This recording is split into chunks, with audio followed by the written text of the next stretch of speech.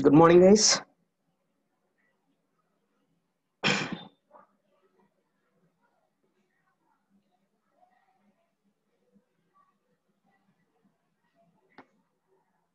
Today's topic is derivation for electrification of two-element array.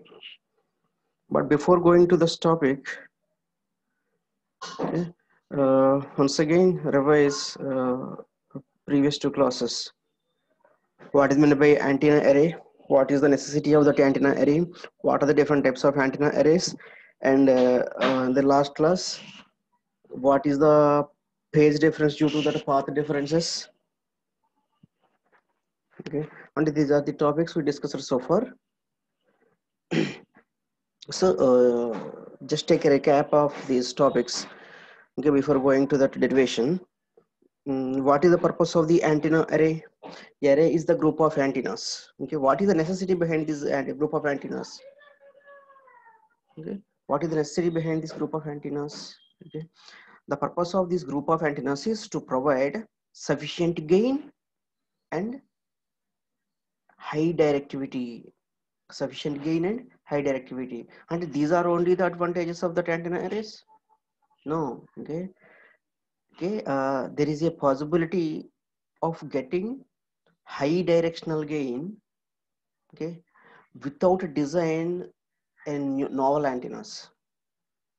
Okay, and what are the existing antennas? What are the different antenna elements are there?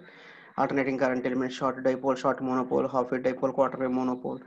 Okay, such type of antenna elements are there. Okay, by connecting those antenna elements, okay, we are able to achieve required gain and required directivity. Okay, and by using these antenna elements to obtain that required gain and directivity in desired direction is called steered antennas. I mean, what is the purpose of the steering here? What is the purpose of bus steering? Okay, what is the purpose of that bike handle or steering? Okay, to move in desired direction. Okay, similarly here the group of antenna elements connected in a manner to achieve maximum gain and directivity in a required direction. Okay, it is also possible with the excitation of those different antenna elements with an proper phase angle.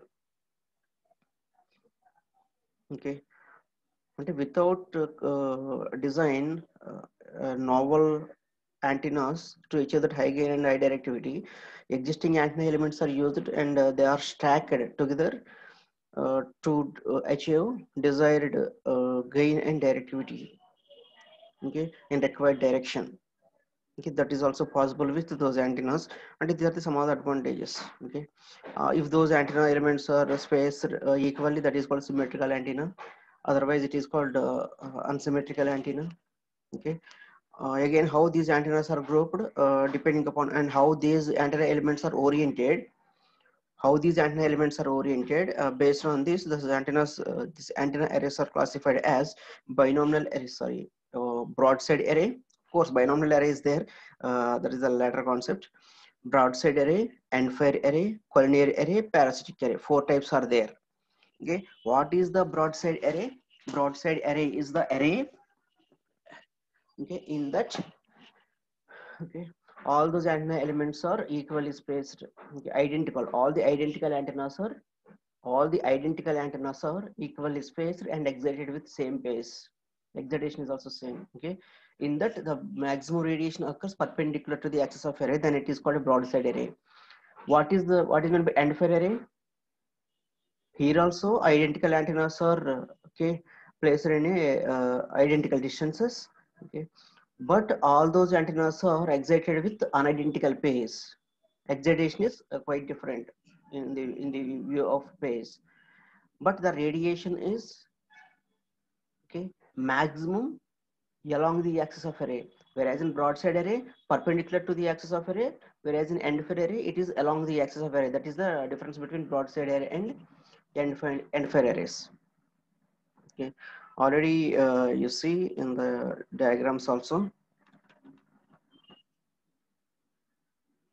See here, various forms of antennas are broadside array, endfire array, collinear array, parasitic array.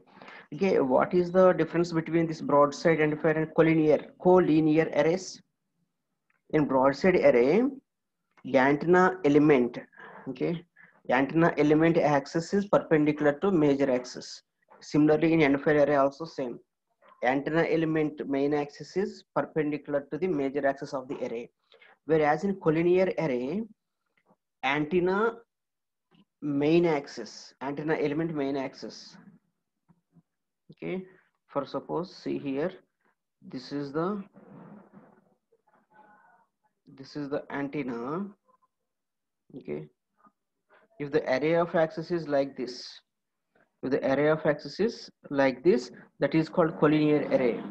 If the array of axis is like this and array axis is perpendicular to antenna axis, antenna element axis, that is the broadside and endfire array. Okay, in collinear array, see here, okay, the antenna element axis is along the axis of array.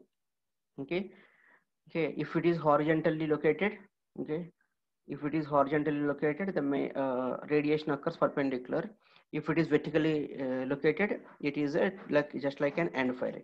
Okay, it is like just like endfire, horizontal and vertical. Until it is possible to obtain broadside and endfire arrays with that collinear arrays by the way of arranging that antenna elements, okay, in the axis of array, main axis of the array. Okay, these are the various forms of antennas. Then what about the parasitic array?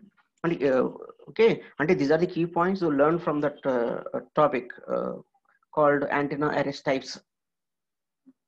Understand?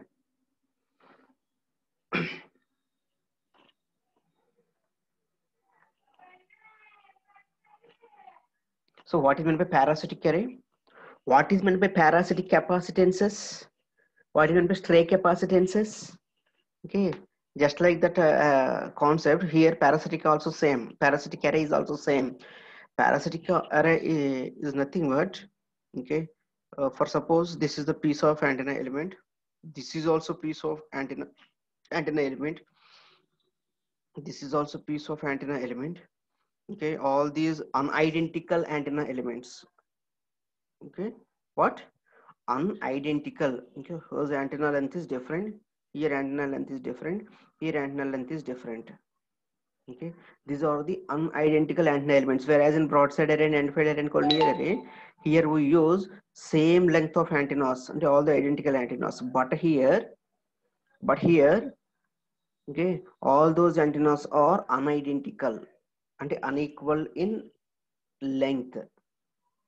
Okay, okay, here we connect one folded dipole and here we connect another antenna element, and this is the structure of the Yagi-Uda antenna, practical Yagi-Uda antenna. Okay, here see here, this is the length of the antenna. Here its length of the antenna is like this, here and length of the antenna is like this, here the length of the antenna element is like this. Okay, see here the collection of these different antenna lengths in a main axis of array, okay, is treated as an parasitic array. Okay, here we, okay, I will explain you clearly in the Yagi-Uda antennas. Why? Because where the combination of these different lengths of antennas is treated as, and the length of the antenna is which is greater than that folded dipole is treated as a reflector. Here these three are on, okay, until n. Okay, these antenna elements are treated as n directors. The combination of reflector and directors is called parasitic array. Okay, that is the definition of antenna in parasitic array.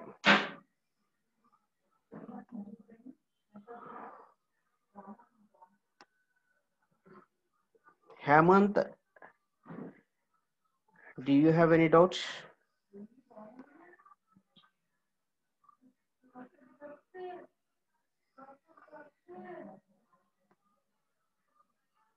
Okay.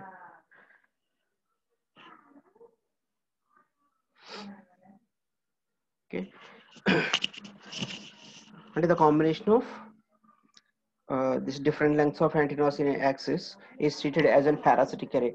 Why? Because that different lengths of that antenna elements offers different types of capacitances or distributed inductances or distributed or different types of resonant frequencies. Okay, that is the point here. Okay, that is the key difference between the broadside array, antiphase array, collinear array, and parasitic arrays. Okay, okay, okay, those are the points we learned, okay, from the first class. First class in the sense in the third unit, first class.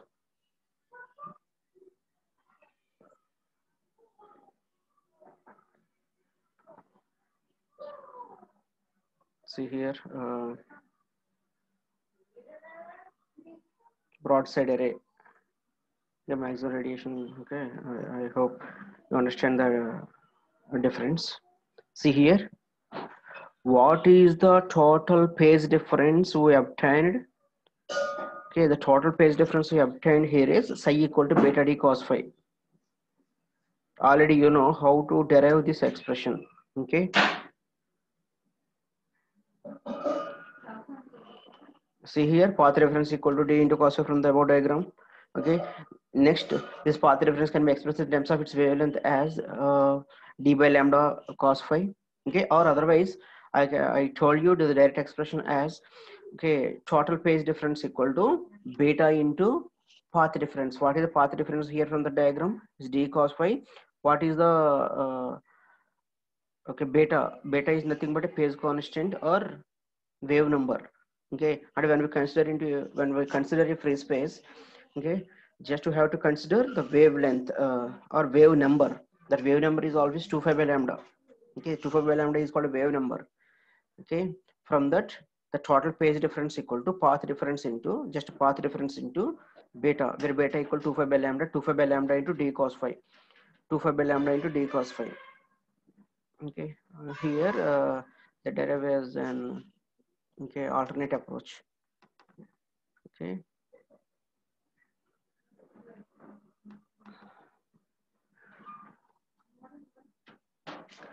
so total phase difference. Okay, that total phase difference is represented with notation called psi. Okay, psi equal to beta into d cos phi. Okay, that is the expression we obtained finally. Similarly for the N array, and similarly for the this is the collinear array. Okay, next parasitic array. Okay, and see here,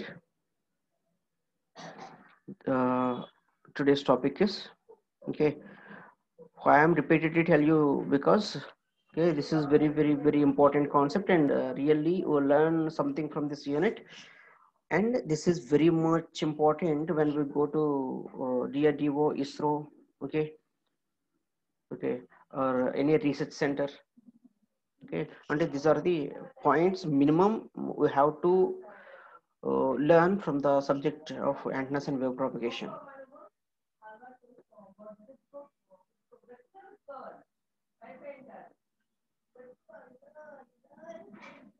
Okay, understand?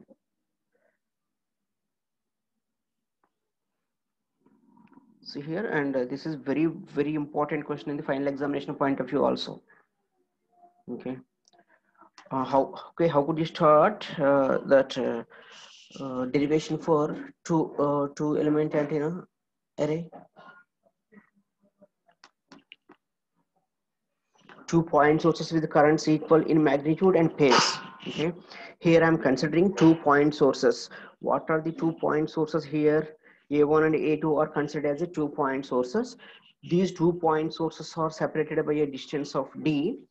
Okay, okay, these 2 point sources are separated by a distance d. Okay, the same is shown in figure. Okay, observe here. Okay, see here, where P is the point of observation from the orientation of the point sources. These point sources are located at a distance of R1 from the point source A1 and R2, okay, from the point source A2. Okay, and where phi is the, okay, the angle of elevation from the point of observation to A1, that is called phi here. Okay, and these two point sources in the view of observation point P is spaced apart D. Okay, the distance between these two point sources is D. Already you know. Okay, here is also D, but in the view of point of observation, it made an angle phi.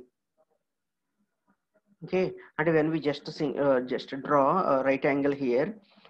Okay, right angle here, and how much elevation it occurs in the view of observation point P is a cos phi. That's why the spacing between the A1 and A2 is D, and elevation distance, okay, or and how much it is inclined from the uh, okay, reference. Okay, this is called a reference line.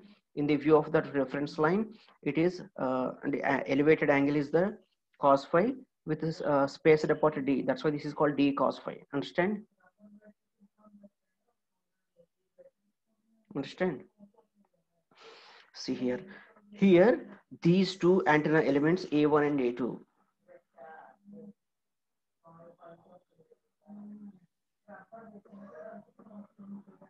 Okay, these two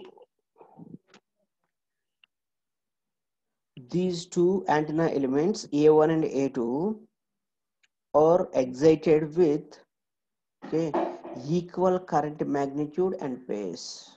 Understand? Equal current magnitude and phase. And these two are excited with maybe 1 ampere each. Okay, with the equal phase angle of 0 degrees or 100 degrees or 270 degrees, equal in magnitude. Okay, equal in phase. Okay, that is the assumption. See here. Okay, and that is the description okay, given in the first two lines or three lines. Here, see here, A1 and A2 spaced apart D. This is the phase angle phi, and spaced apart D cos phi between R1 and R2. These are the rays from point of observation of point P. Okay, this is the observation point which is located at an infinite distance. Okay, see here the radiation from the point A2 will reach earlier at point P than from point A because of the path difference. When we draw a line here, okay, point A2 to point P, observation point, okay, point P, there is observation point. It is a shorter distance than R1. Okay, R2 is shorter than R1.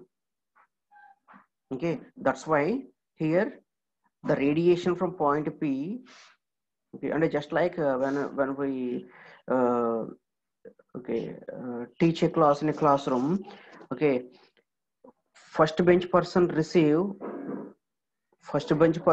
my voice is faster than last bench.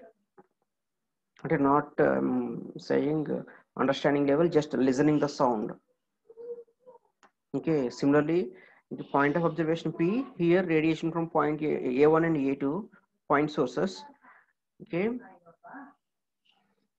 okay, okay, point source A2 is shorter than A1, then that's why the radiation receives at point P is faster than, okay, R1.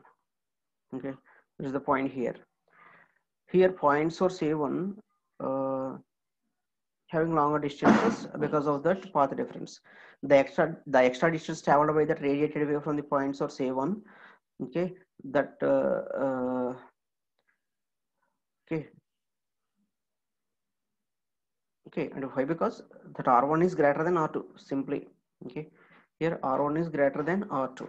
Okay, for suppose observation point is here, for suppose observation point P is here, okay, then R1 equal to R2. Okay, but here for our analysis purpose, they consider R1 equal to R2 approximately. Okay, that R1 and R2 distances are equal for our convenience only. Okay, don't confuse that point. Okay, just for our convenience, they consider that R1 and R2 are identical. Okay, in analysis. Okay, here what is the path difference? Okay, here path difference is Okay, in between A1 and A2 is the D. In the observation point P, a path reference is given as D cos phi. And here also the same. Just to have to find out the path phase difference due to the path difference is beta D cos phi. Okay, that is the point again revised here.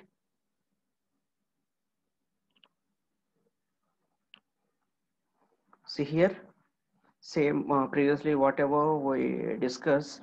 What is the total phase difference psi? Okay, the same is again revised here. Here the path reference is given by d cos theta. Okay, actually that is the cos phi. You see here, okay, instead of theta, actually you have to take the phi. Okay, by mistake they assigned the theta. Okay, just correct that point here. This is the d cos phi.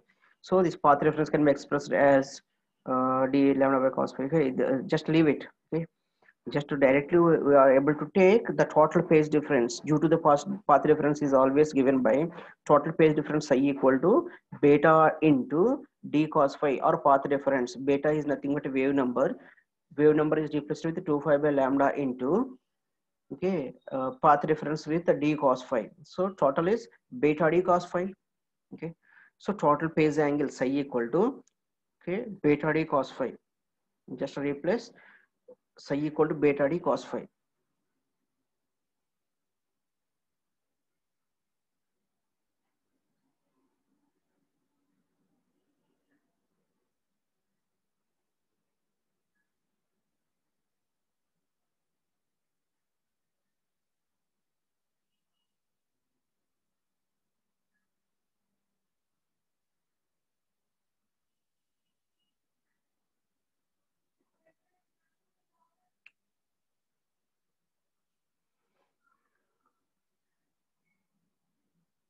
Okay, but this is okay, not a correct. And I mean they directly assign that array factor equal to et by 2 e naught into cos of phi into d by lambda cos phi.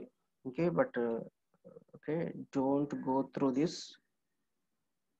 Okay, what, okay, so far whatever what you learned, so total phase difference psi equal to beta d cos phi.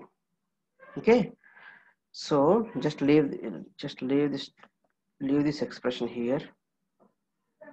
Just leave this expression here. Why? Because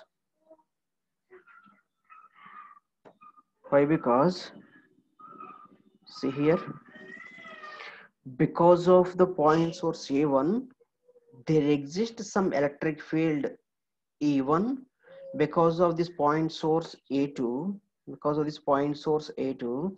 there exists some electric field E2. Okay, then what is the resultant electric field strength at this point P? What is the resultant electric field strength at this point P? Okay, the resultant electric field strength at a point P is the sum of resultant field strengths of A1 and A2 as E1 and E2. Okay, that's why the resultant electric field strength at point P,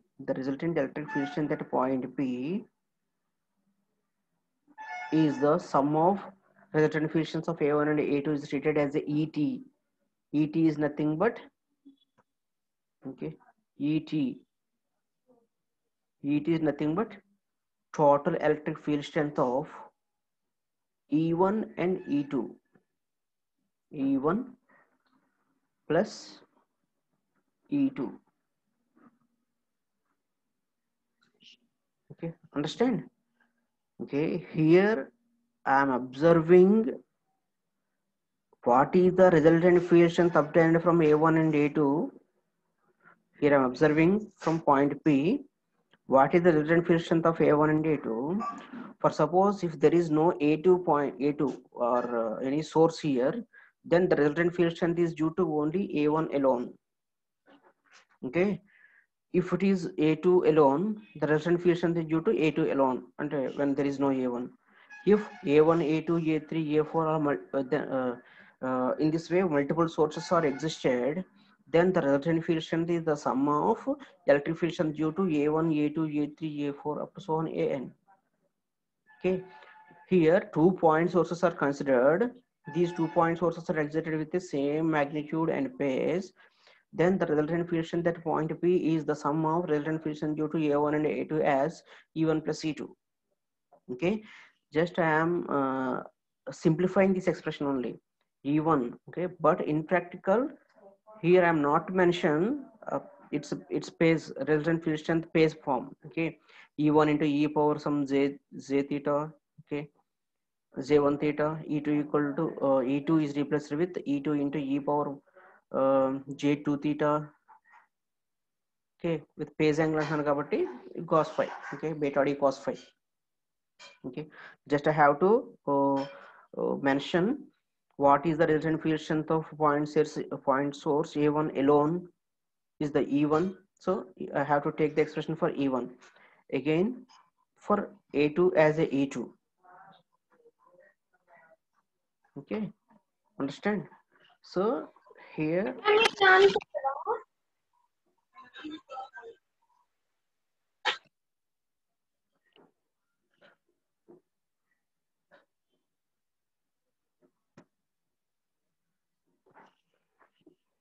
see here.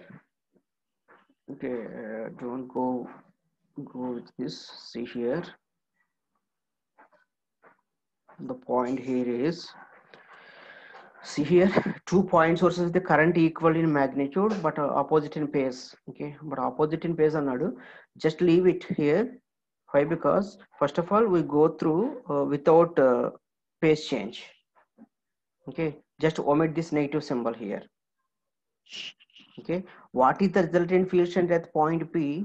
What is the resultant field strength at point from the Tabor diagram?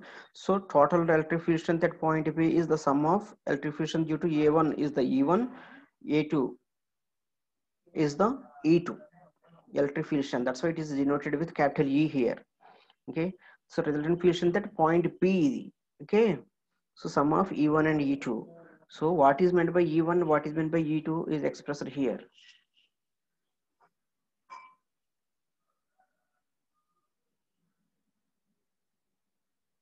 See here, what is the resultant field strength of point source A1 is the E1. That E1 is expressed as E naught into E power minus J psi by 2.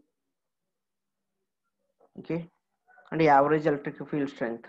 Okay, similarly E2 equal to E naught into, why? Because why they consider both are E naught here? Why? Because okay, and while starting this expression, what I told you, these A1 and A2 are the 2 point sources. These 2 point sources are excited with the same magnitude and phase. Why? Because okay, this is the symmetrical. Okay, these 2 point sources are excited with this, okay, same current magnitude. Okay, that's why here it is represented with resultant field strength as having equal magnitude, that is E naught into E power minus J psi by 2, E naught into E power J psi. Okay, not negative here. Why? Because here they consider as a opposite magnitude. Just omit this negative symbol here. Okay, just omit that negative symbol here. Okay, by substituting the values here, Et equal to E naught into E power J psi by 2 plus E naught into E power J psi by 2. Actually, E power, okay, here this is not a complete derivation, I think.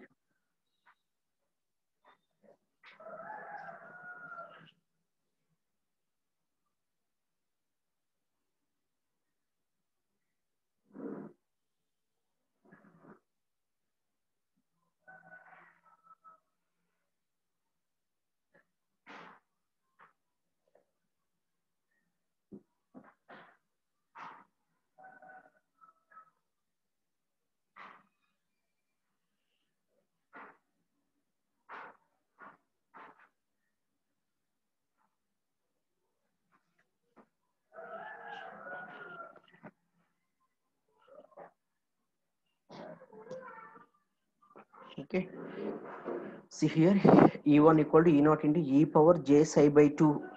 Okay, This is the first electric field strength from point source A1. Okay, this is the E2 from second point source. Okay, Et equal to sum of E naught into E power j 0 psi by 2, E naught into E power j 1 psi by 2. Okay, j 1 psi by 2 or okay, just okay. E naught into E power j 0 psi by 2. What is meant? What is the value for E power 0? E power 0 value is 1. Into 1 plus E power, okay, and here E naught,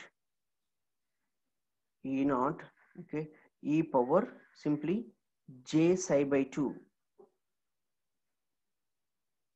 E power j psi by 2. Okay, again, for suppose where you consider the point source A3, then the expression is considered as E naught into, okay, E power 2 j psi by 2. Okay, 2 j psi by 2. And next 3 j psi by 2. Next 4 j psi by 2. Okay, here when we consider the multiple sources. Okay, what is the sum here when we take the common of this E naught? Okay, when we consider the common of this E naught, okay, 1 plus E power j psi by 2. Okay, Et equal to E naught into 1 plus E power j psi by 2. Just express this 1 plus j psi by 2 in trigonometric form. Okay, when we express 1 plus E power j psi by 2 in trigonometric form, okay, trigonometric form, okay, just we got and replace that psi. What is the value of psi here? What is the value of psi here? Okay, see here, when Et equal to 2 E naught sin psi by 2. Okay, okay, here we get j. Okay, why? Because it is opposite in phase. When we consider same phase,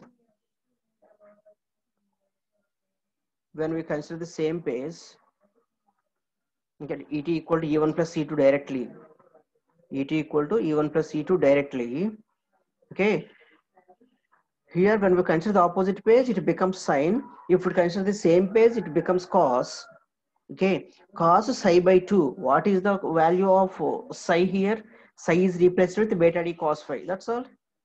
Okay, so total electric field strength Et equal to 2 E naught into cos psi by 2 and 1 plus E power j psi by 2 is replaced while expressing with an trigonometric form. It is replaced with cos of psi by 2, where psi is replaced with beta d cos phi by 2. Okay, it's just two lines. Okay, that's why they directly express this Et equal to 2 E naught cos beta d cos phi by 2 directly. Okay, don't think otherwise. Okay, don't complicate these simple problems. Okay, above equation represents total electric field intensity at a point P, and there is the total electric field strength due to the 2 point sources having elements of same amplitude and phase, and if it contains same magnitude and phase, the total amplitude of the field strength at point P is 2 E naught. Okay, total field strength ఎంత ఉంటుంది? Okay, here we consider the 2 point sources. That's why that is a 2 E naught, and this is the phase. Okay, phasor form. This is the phase angle. Cos of beta d cos phi by 2 means it is the phase angle. Okay, 2 E naught cos theta. 2 E naught cos theta, where theta is nothing but beta d cos phi by 2. Okay, that is the phase angle. Okay, here magnitude is 2 E naught. When you consider the three point sources, when we consider the 3 point sources, okay, the total electric field strength is 3 E naught. When you consider 4 point sources, 4 E naught. Okay, and that is the expression hold good only for when we consider different point sources with identical excitation magnitude and phase. Okay, if it maintains the same phase and same magnitude, then only it is possible. Okay, that is the resultant field strength. Okay, and what are the possible cases? What are the different possible cases considered under this 2-point array? Okay, here we consider the 2-point sources are excited with the same magnitude and same phase, is the case 1. Case 2, okay, same magnitude and phase, different phases. Case 3, okay, and all possible cases like 0 0 0 1 1 0 1 1, both are equal magnitude, equal phase, equal magnitude, opposite phase, same magnitude, opposite okay, uh, opposite magnitude or opposite amplitude, okay, and identical amplitude, and excitation is not quite different. Okay, understand what is the resultant field strength at point P is 2 E naught cos beta d cos phi by 2. See here, from that resultant field strength, here they define array factor. Okay, array factor. What is meant by array factor? What is meant by array factor here? Here we design array of antennas, array antennas. Okay, okay. Okay. That array factor is always the magnitude of resultant field strength at point P. Okay, but how could we define that array factor from this array of antennas? Here that array of antennas is defined as, see here, the array factor equal to ET. What is meant by ET here? The resultant electric field strength due to that number of point sources at point P. Okay, number of point sources here A1 and A2. Point P is observation point which is located so far from that axis. Okay, at infinite point otherwise. Therefore, array factor AF equal to resultant field strength at infinite point ET by 2 into E maximum. Okay, what is the E maximum here? What is the maximum electric field strength at point ET? At point P, 2E naught is the magnitude term. Okay, this 2E naught is nothing but E max. That E max equal to, and it's simply I am replacing this 2E naught with E max. That E max equal to 2E naught. So 2 into 2, okay, E max, but the maximum field E max equal to 2E naught. Okay, that's why array factor equal to ET by, okay, 2E naught. Okay, when we divide with the same, okay, what we get? 2E naught by 2E naught. 2E naught, 2E naught cancel. Cos of beta d cos phi by 2. Okay, cos of beta d cos phi by 2. Understand? Here, see here, beta is replaced with 2 phi by lambda. 2 cancel, phi by 2 phi by lambda. Okay, 2 cancel, phi d by lambda cos phi. Okay, phi d by lambda cos phi, cos into.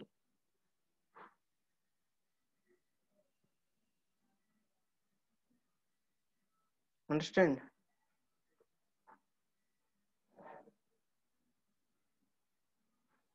See here, the array factor represents the relative value of the field as a function of phi. Ultimately, okay, that array factor is phi because the magnitude terms are cancelled. The array factor represents the relative value of the field as a function of phi. It defines the radiation pattern of in plane containing a line of an array. Okay, but when we vary that phi value, then we get, okay, that radiation pattern cos of phi d by lambda of cos phi. Okay, where d is the spacing between the elements. Okay, uh, okay, and lambda is the operating wavelength. Okay, the wavelength depends upon the input frequency. That's why here it defines the radiation pattern in a plane containing the line of array. Okay, that is the representation here.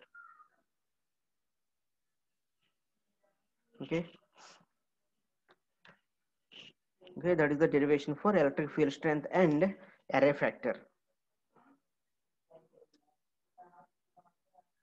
Okay, electric field strength and array factor.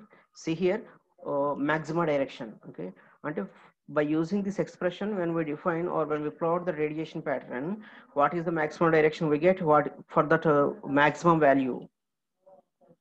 Okay, when we get the cos maximum value, cos 0, 1. Okay, cos 90, 0. When cos 90, for suppose phi equal to 90 degrees, phi equal to 90 degrees, cos 90 is 0, 0. Cos of phi d by lambda, okay, cos of phi d by lambda into 0, we get cos of 0. Again, for that cos of 0, we get 1. Understand? See here, maximum direction, and just you have to substitute the point here. From the above expression, the total field is maximum when cos of beta d cos phi by 2 is maximum. అంతే కదా? Okay, ఇప్పుడు అవుతుంది. It becomes when cos of beta d cos pi by 2 is maximum. See here, cos beta d phi by maximum, what is the maximum value of that cos theta? Minimum value is 0 and maximum value is 1. Okay, cos 0 1, cos 180 minus 1. Okay, the value of that cos lies in between the plus 1 and minus 1, the maximum values. That's why, as you know, that variation of the cos angle is plus 1 to minus 1. Already you know. Hence, the condition of the maximum is given by cos beta d cos phi by 2 equal plus or minus 1. Okay, lattice spacing between the 2 point sources is lambda by 2. And when these 2 point sources A1 and A2 are spaced apart, the distance of lambda by 2, you can write the same as cos of beta d is replaced with lambda by 2 into cos phi by 2 plus or minus 1. Okay, here the phi maximum occurs when, okay, 90 degrees or 270 degrees. Just now I told from the above expression, when phi is replaced with 90 degrees, cos 90 degrees is 0. Okay, cos of 0 is nothing but a 1. Then we get maximum radiation. And a maximum radiation, 1 is the maximum radiation in that particular direction, or 270 is also get same. Similarly, vice versa. Okay, the converse is true with minimum direction. Okay, why? Because here 90 or 270 degrees is the maximum, then what we get minimum here? 0 degrees or 180 degrees. Okay, 0 degrees from that expression. Okay, from that expression, minimum is the opposite angles. Okay, and when we plot the same here, maximum and minimum directions, okay, 0 to 180. Okay, this is the 0, this is the 0, and this is the 180 is the 0. We get maxima in 90 and 270 degrees. Understand? Here 0, these two terms are 0.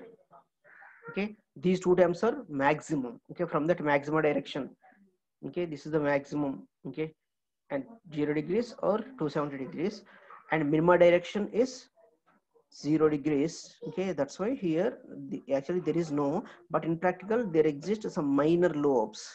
Already I told you what is the major lobe and minor lobes.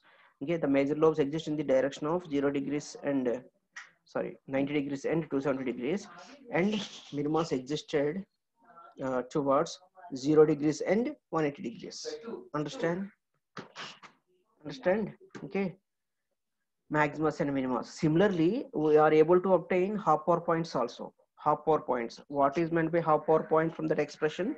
Half power point means where, okay, where you get half power values as 1 by root 2. That's why again the same expression is equated with 1 by root 2 value. Cos of beta d cos phi by 2 equal to plus or minus 1 by root 2.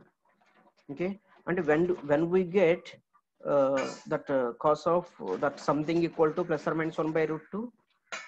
Okay, here and just we have to substitute the all possibilities of phi. Okay, or otherwise simply simplifying the above expression, and simply cos inverse of 1 by root 2, cos inverse of 1 by root 2. Okay, cos inverse of 1 by root 2 with the beta d cos phi by 2.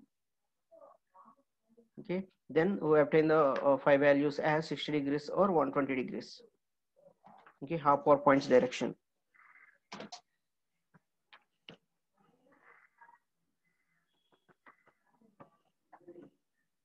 Okay, half power point direction. See here, that is the point here. Okay, minimum direction 0 degrees or 180 degrees is there is no, okay, there is no minor lobes. Okay, there is no major lobes here.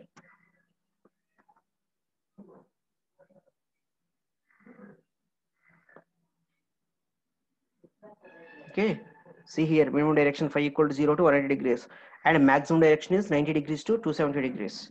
Okay, half power points is 60 degrees to 120 degrees. See here, this is the half power point 1 by root 2, and the maximum value by 1 by root 2 value kada, or minus 3 dB value. Okay, see here. Okay, and these are the points we are obtained, okay, from that expression. Okay, similarly the same case applicable for same magnitude opposite phase. Okay, this is the uniform linear array. Okay, the opposite phase is not necessary. Okay, all of you please go through this opposite phase. Simply just we represent that e1 with minus e1. That's all. Okay, that's all about two element array. That's all about two element array. In the next class we will see the expression for the same expression for when we consider n antenna elements uniformly spaced. Okay, when n antenna elements uniformly spaced. Okay, n element uniform linear array, n element uniform linear array. Okay, okay, so that is okay, discussed in the next class. Okay, that is discussed in the next class. Okay, that's all for today's class. Okay, I will continue in the next class. Okay, thank you.